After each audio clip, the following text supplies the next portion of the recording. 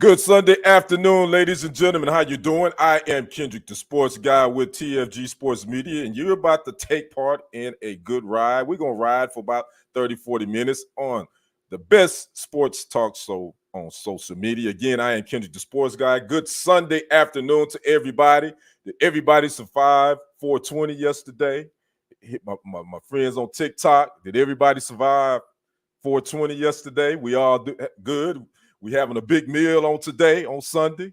I know 420 for my smokers out there. I know it was a holiday on yesterday, so everybody is got their feet back up under them on today. It is a beautiful sunny day here in Texas, by the way. A little cool for my taste, but I'm digging it. So again, we're gonna talk a little sports for 30 minutes. We're talking NBA playoffs. We're talking the NFL draft that's coming up on Thursday, and we're talking about Jonte Porter. If you don't know who Jonte Porter is, he is the former Toronto Raptor that has been suspended for life. Well, I ain't gonna be say suspended. No, he's banned. He's banned from the NBA for life for some of his gambling shenanigans, and they definitely were shenanigans. But we're gonna talk a little bit about that as well. So make sure you come in. You all know the house rules over here. Make sure you come in, like the segment, like the broadcast. Make sure you comment. Let me know you're watching. Make sure you share this to all your social media platforms. And again, make sure you comment so we can talk a little bit, so we can chat a little bit about what's happening in the sports world. I'm also live on TikTok. I want to thank those that joined me over here. Steve-O just joined. Again, Lily Hubert, Taurus Cigars has joined. So I'm glad everybody's popping in. And again, I hope everybody survived 420. So again, house rules. Again, over here on YouTube and Facebook. Make sure you come in, like, comment, let me know you're watching, and share this to all your social media platforms. We're going to get into this thing real quick. I'm going to give you some update. Well, now we'll get to that in a second. I want to talk about that fight last night. Did anybody check out the Devin Haney-Ryan Garcia fight last night? I was supposed to check it out. I had it all set up, waiting for the fight to start. Had me a couple of sangrias, just after watching the Lakers and the Nuggets, and lo and behold, I end up falling asleep, and I missed the fight because I was getting sick of watching those undercard fights. But I missed the Haney Garcia fight. I got up this morning, I watched some of the highlights, and let me say, I think a lot of people were shocked. I think Garcia, my take on it, Garcia, he did win this fight by majority decision, the junior welterweight fight versus Devin Haney. This thing had an interesting twist before the even fight started. Ryan Garcia came in 3 pounds overweight. This was a 140-pound junior welterweight bout. He came in 3 pounds over the limit. And at first, they didn't think this thing was going to happen. The fight, they were able to make some adjustments in the contract. The fight happened. Garcia didn't have to do the weigh-in on Saturday. Matter of fact, this took place at Barclays Center in Brooklyn on last night. And the fight was on. And then, by the way, the side note to this, Ryan Garcia made a bet with Devin Haney that if he came overweight, that he would pay him $600,000 for every pound he was overweight. Obviously, he was 3.2 pounds overweight, so basically he had to pay Devin Haney $1.5 million, and he did pay the bet according to Golden Boy Promotions, who promotes Ryan Garcia. But Garcia took this thing, man. He knocked Haney down 3 times. Knocked him down the first time in the 7th round, then the 11th round, then the 12th round. And Garcia, you can say what you want. People was questioning his mental health, but obviously he was healthy enough to take this fight.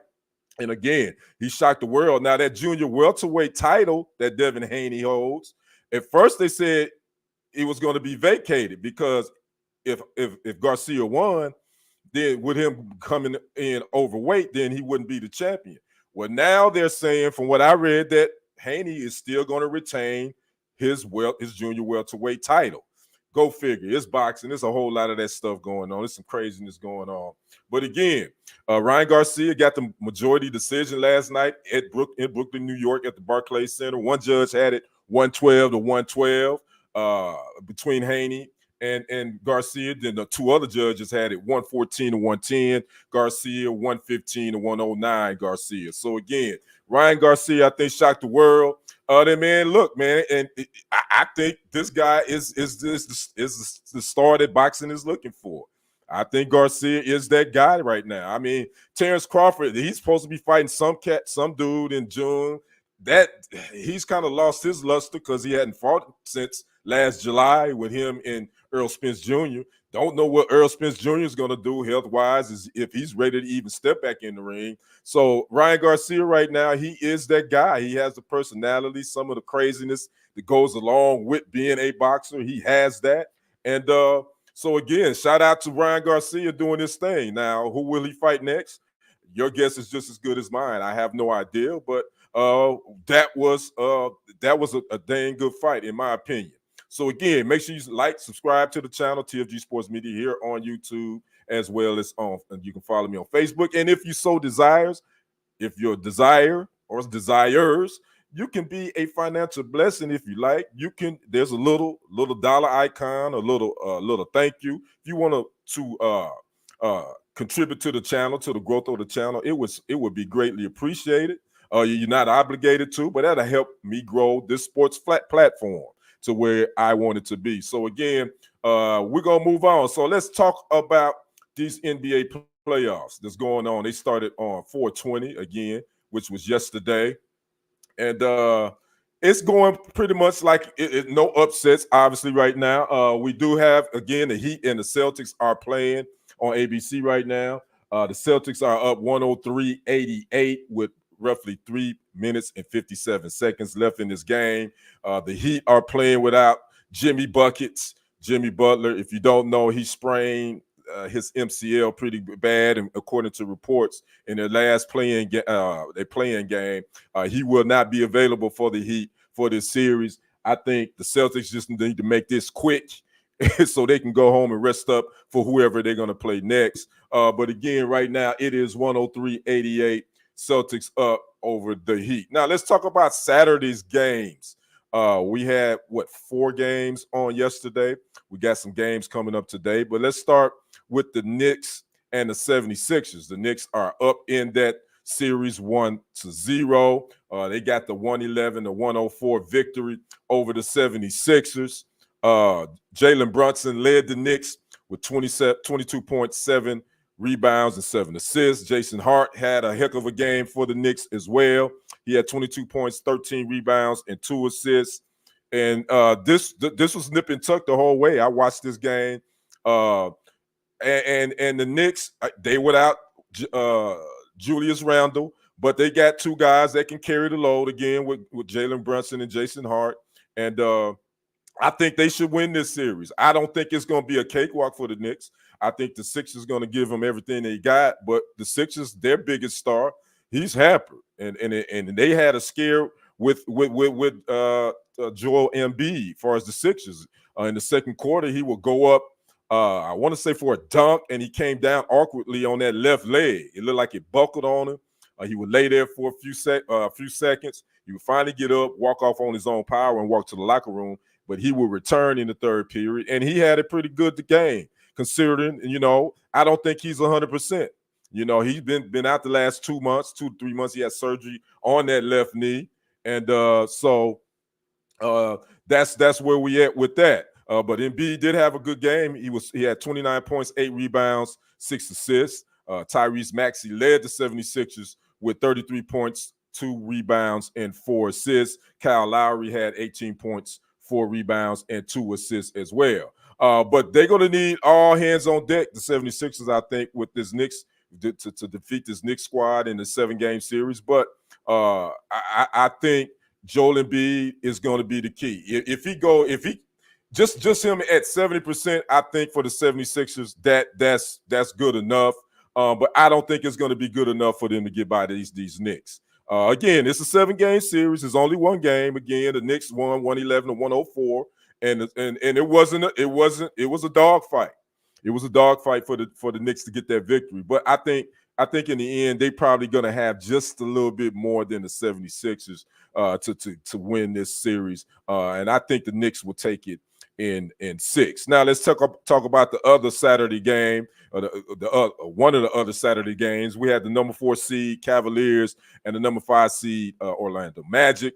The Cavs took that game. They are up 1-0 on the Magic, 97-83. Now, this series is kind of, in my opinion, I could take it or leave it. You know, I think the Cavs will win this series with Donovan Mitchell, who went for 30 yesterday. Evan Mobley had 16 points, 11 rebounds, and Jared Allen for the Cavaliers at 16 points and 18 rebounds. I think they'll take this series. I think Orlando is just a little too young. I don't think they got enough veterans on that team to get past the Cavaliers. But I'm gonna say this for the Magic, Paolo Banchero, he's got to play ball. He got to play lights out for this the Magic to get a win, to even win the series. He did have 24 points, 7 rebounds, but he didn't shoot the ball very well. Franz Wagner also for the Magic had 18 points and 7 rebounds. So again, this 4 seed, 5 seed, Cavs Magic. I think the Cavs just got too much. I think they're going to overpower this Magic squad. The Magic, I think, is definitely I think they definitely overperformed this season. I think they did better than a whole lot of people thought they would perform under their coach. But Paolo Banchero has showed that he's an NBA baller. But I just think the Cavs with Donovan Mitchell and Evan Mobley, I don't think they got nobody to slow those two down. So, again, I picked the Cavs to win this series as well. Now, let's move on to the other game from Saturday. Let's talk about which game? Let's talk about the Timberwolves and the Suns. The 3 seed Timberwolves versus the number 6 seed Phoenix Suns. This is going to be, in my mind, this is going to be a heck of a series to watch because I will admit to you, the Timberwolves guard Anthony Edwards, that young fella, that is the guy I most like to watch in the NBA. He's my favorite player to watch. I think the young fella is the most explosive player in the NBA at this point. I think you got to put him with Ja Morant when Ja Morant is healthy. Those two guys, I think those are the two most explosive players. I'm talking about off the bounce, whatever they want to do. I think those are the two most explosive players to watch in the NBA. Well, the Wolves got to win again. They up 120-95. They ended up running away with this game. And Anthony Edwards, he came alive, man. And he came alive, and the young fella started barking. He started barking at the old dog, Kevin Durant. And I was just watching some post-game sound on that. And I didn't realize Anthony Edwards was saying how Kevin Durant was his favorite player of all time. And, you know, he said, I was just out there in my zone, and I just started chirping. That's basketball. I don't know why. It's basketball. On the playground. If you go to a playground right now, you will see guys. That's what we do when you playing ball. It's part of basketball. You're gonna talk your junk. You're gonna talk your talk, especially when you feeling it. You on fire. And Kevin Durant, they were asking him about it. He said, "Man, I ain't tripping on that."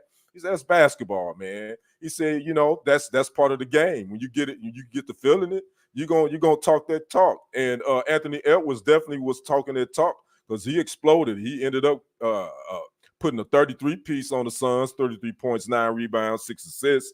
Karl Anthony Towns had 19.7 rebounds. And the Suns, they big three, they just outside of Kevin Durant, Devin Booker and Bradley Beal, they didn't have that great of a game. Devin Booker had 18 points, 5 assists. Bradley Beal had 15 points and 2 rebounds, but neither one of those guys shot the ball very well. Kevin Durant only missed 6 shots. He was 11 for 17. You can say what you want about KD. He's one of the most efficient scorers that I think I've ever seen. When I'm saying he's efficient, he gonna get you. He can get a 30. He can get 30 off of 11 to 12 shots. Or 13, 15 shots. He's just an efficient scorer. He's a mid-range. He got the mid-range game and all. But Anthony Edwards, the young fella, was giving him the business yesterday when he tried to check him because nobody checked Anthony Edwards. And I think this Timberwolves team, I think they got enough to beat these 6 seed Suns. I really do.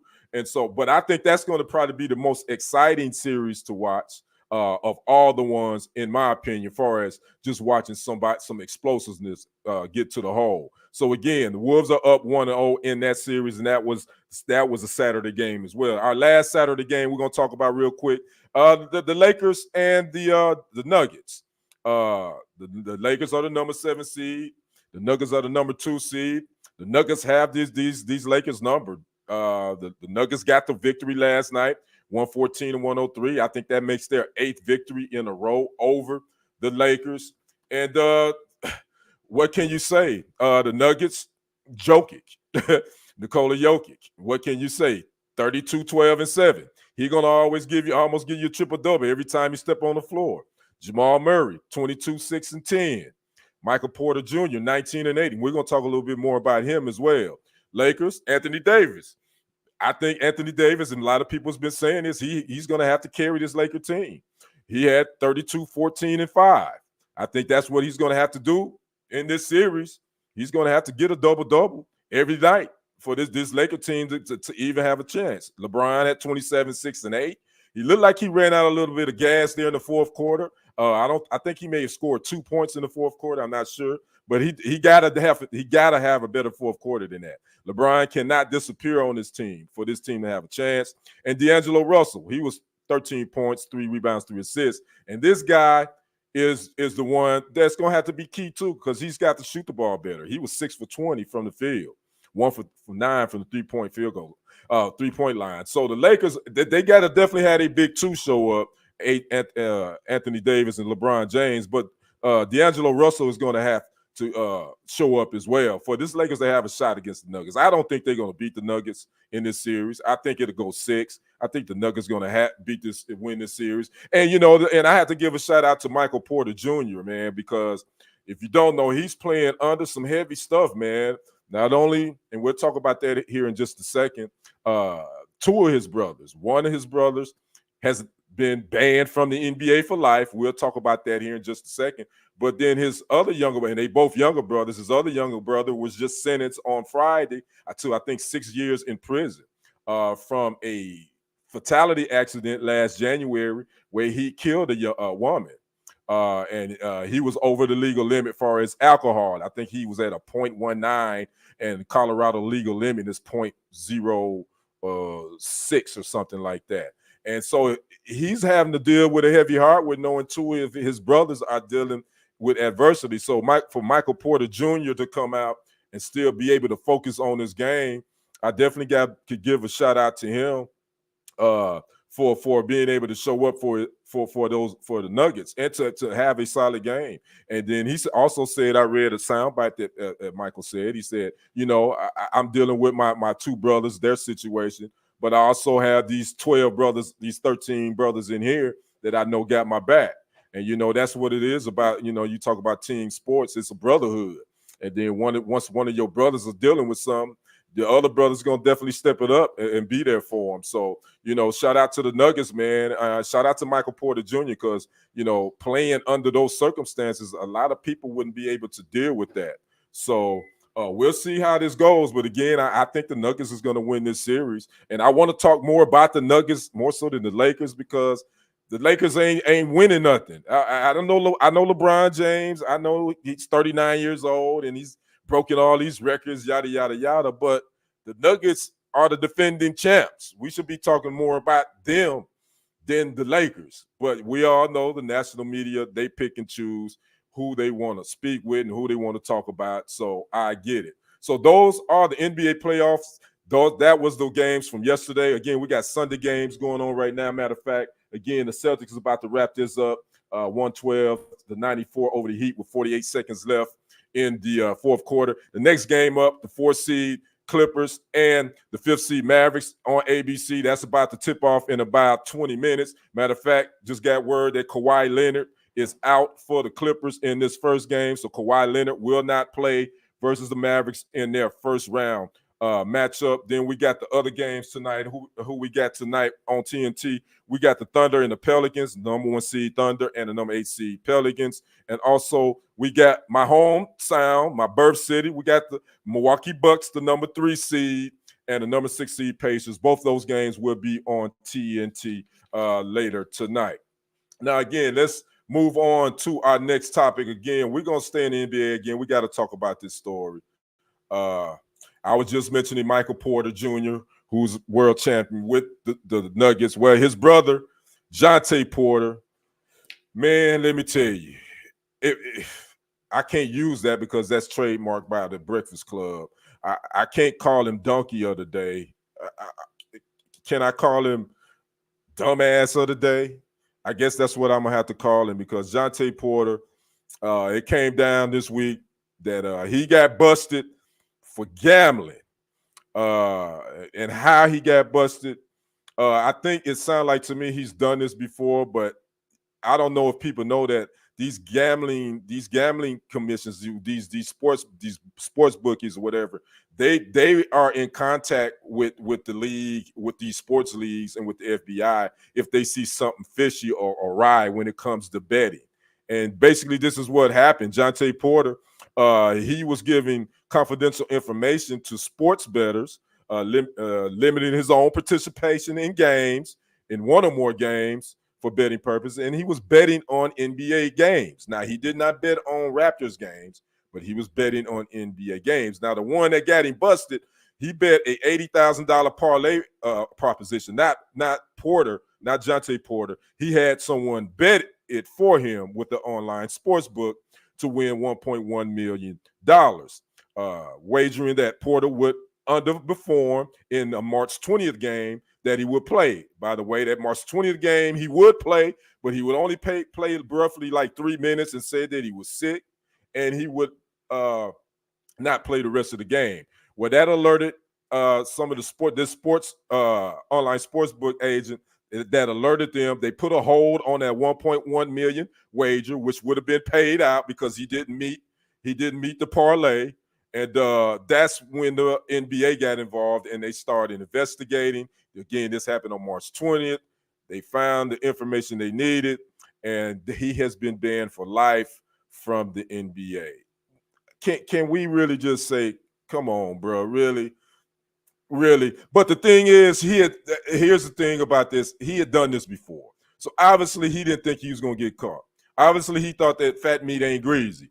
Obviously it was good. Don't know how much he won before. Oh, but I did look up some things. He had been doing this before. Porter placed at least 13 bets on NBA games between January through March 2024.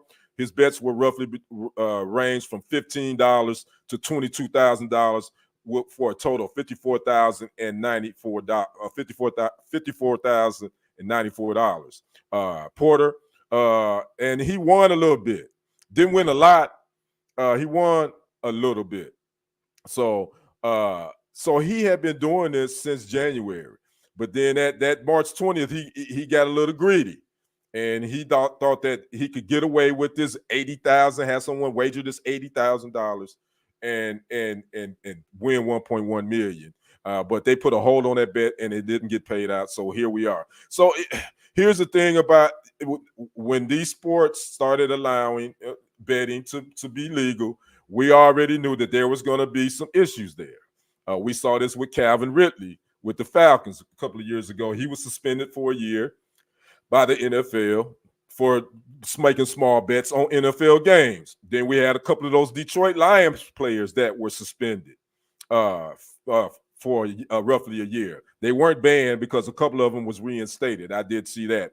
But this is the issue you're going to always have when you allow these athletes to be betting. And that's why a lot of people believe that sports, that is rigged. When you talk about the refs and some of the calls and this, and I can see why people see that. But overall, I don't think sports is rigged in my mind. But I do know betting, you gotta definitely police it, because it could get out of hand. And then now we have this unfortunate thing with this player, Jonte Porter, is now he's messed up his career. He cannot play in the NBA ever. He wasn't a top-notch player. But I mean, he made roughly over his NBA career. He had only, I think this was his 4th season. He made, according to Spot Track, he made roughly $2.7 million in 3 or 4 seasons. So it's just a shame, man, that somebody wasn't in his corner say, "Yo, bro, that ain't the move." So, but again, sports betting and games is going to always be around. So. My thing is, you got to get a hold on it. You got to keep your eye on it. Obviously, the NBA is definitely going to do that.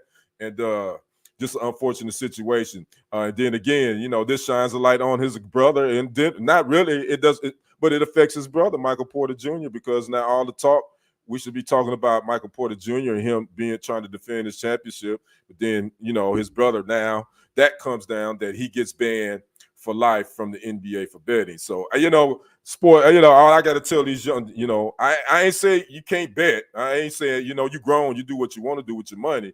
But man, we got don't bet on your own sport. Then that's for sure. And don't do it while you're in season. And that's my opinion. So anyway, we wish the best for that young fella. So we'll see what happens with that. Now let's move on to the NFL. We got something big coming up this week, starting on Thursday. The NFL draft, man, it seems like the NFL season never ends. But we got the draft starting on Thursday. It goes down in the Detroit, Michigan. They will be hosting the draft. I think this might be the Detroit first time hosting the draft. I'm not sure, but I can't wait for it to go down. Again, it starts April the 25th. You can check it out on ESPN, NFL Network. You can find it all over the place.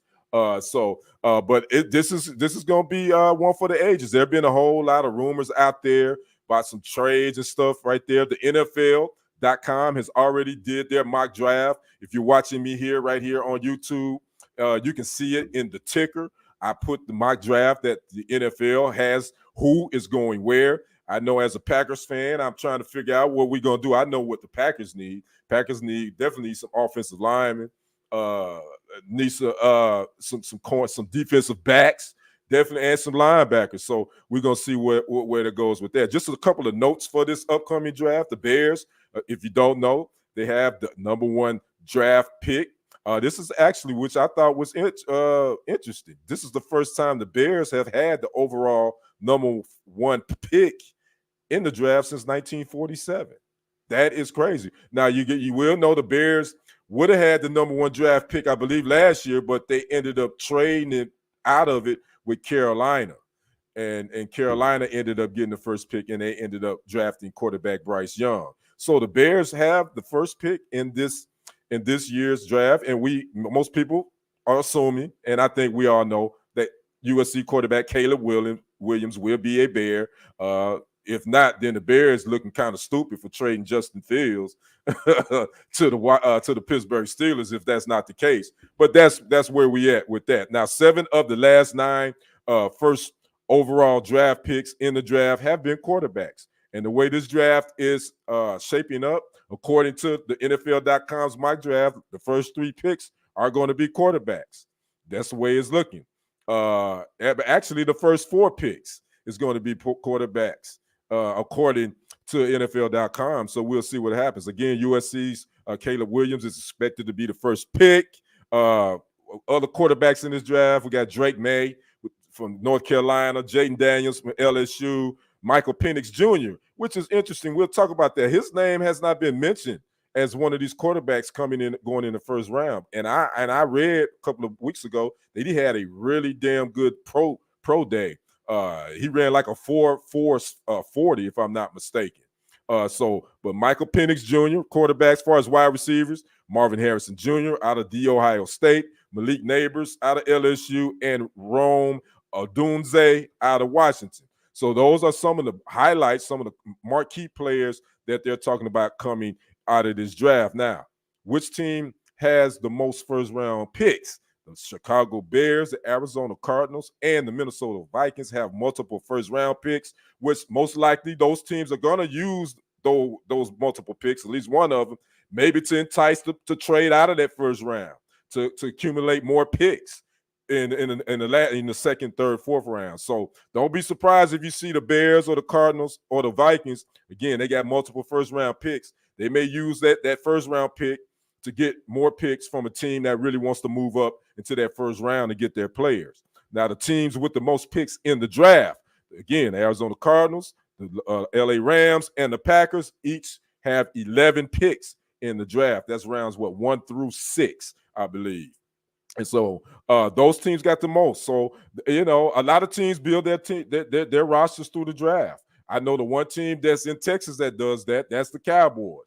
but they're not a player in free agency. And I know a lot of Cowboys fans are pissed off about that because they hadn't done doodly squat in free agency. But that's what their MO has been in the last, probably 7-8 years, is to build through the draft. The teams with the fewest picks in the draft, this draft, the Browns only have 5, the Dolphins have 6, and the Giants have 6. So again, the NFL draft, it is going down this upcoming Thursday, starting, I believe, at 6 p.m., 7 p.m. Eastern Standard Time, 6 p.m. Central Standard Time. That would be on ESPN NFL Network. Will carry it, and it will be going on in Detroit. So I'd like to know who you guys, who's your team, what your needs are, who you want, who you think is going to go number 1, 2, 3, 4, who you think is going to go in the top 10, and who could be the surprise pick of this draft. Again, I think Michael Penix Jr., quarterback out of Washington, I think him not being shown in any of these mock drafts in the first round,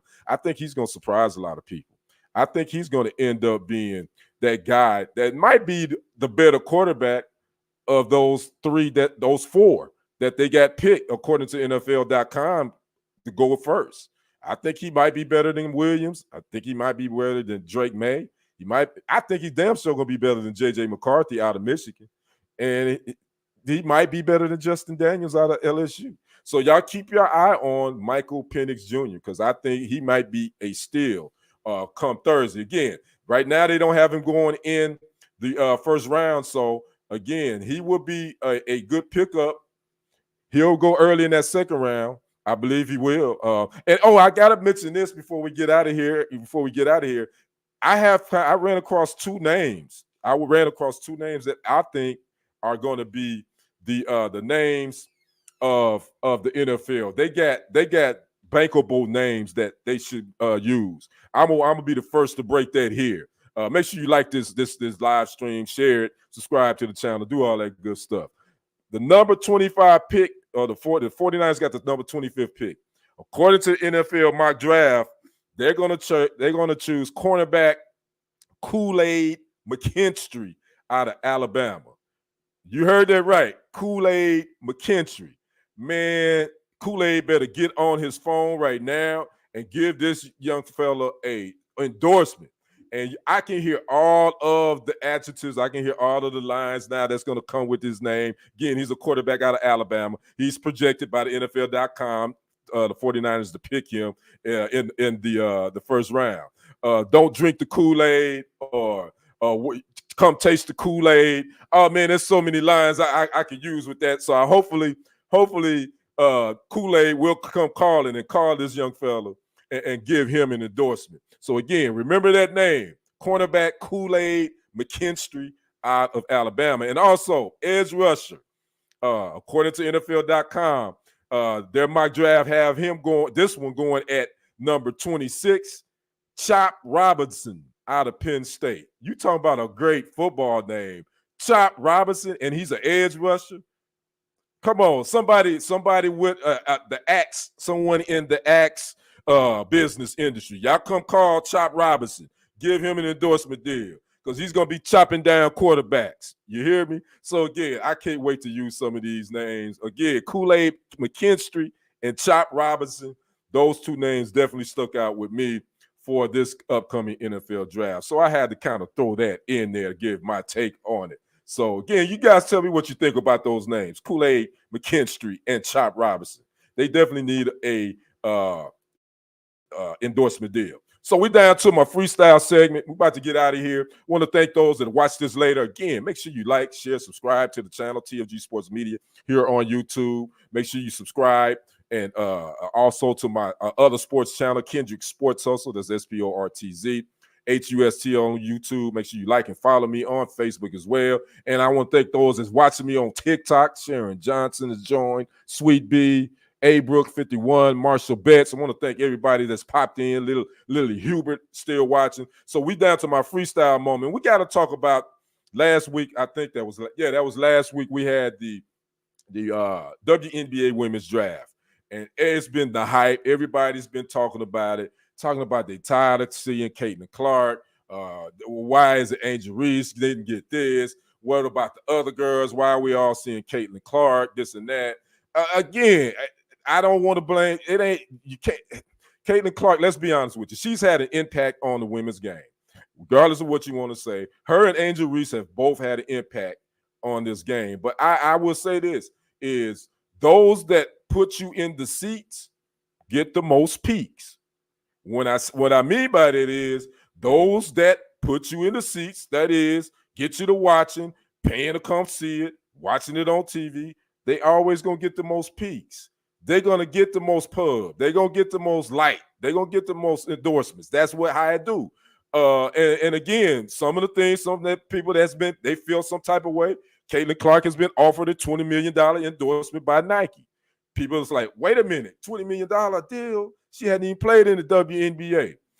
And they said because of A'ja Wilson. If you don't know who A'ja Wilson is, she's a two-time WNBA champ for the Las Vegas Aces. She's a WNBA Finals MVP. She's a two-time WNBA MVP. She's a five-time WNBA All-Star. She's a two-time WNBA Defensive Player of the Year.